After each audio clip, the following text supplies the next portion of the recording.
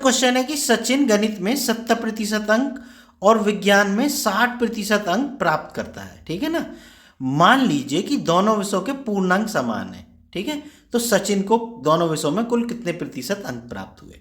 देखो ऐसा मान लो कि दोनों के पूर्णांक कितने हैं, 100 हैं, ठीक है ना, गणित के भी और विज्ञान के भी।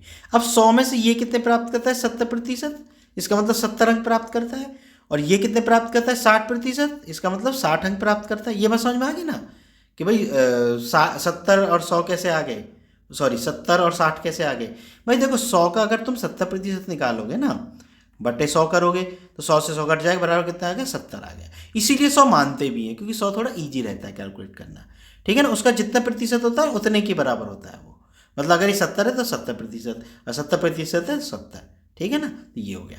अब कुल मिला के उसने कितने अंक प्राप्त किए, भाई 70 और 60 जोड़ दो, यानी 130 अंक उसने कुल मिलाकर दोनों विषयों में प्राप्त कर लिए। अब दोनों विषयों का प्राप्तांक कितना है, बराबर 200। मतलब प्राप्तांक नहीं, कुल जो आपका वो कुल प्राप्तांक की शायद बोलते हैं, है ना। तो कुल जो अंक है ना उसके कितने हैं, पूर्णांक।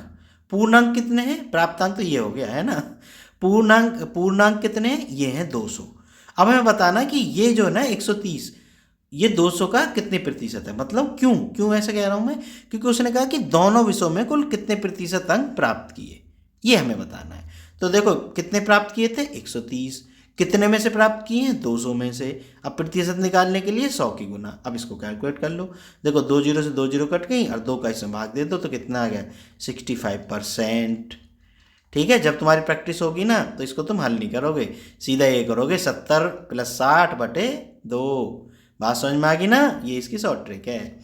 +60/2 कितना आ गया, 130/2 बराबर 65। बात समझ में आ गई। जब प्राप्तांक समान देना कभी भी, ठीक है, तो दोनों को जोड़ना।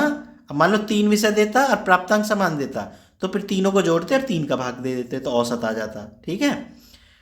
ऐसे ही ये जो है 2 को है तो 2 का भाग दे देंगे तो औसत आ जाएगा। बात समझ में आ गई ना, कितने प्रतिशत अंक प्राप्त किए मतलब वो आ जाएंगे।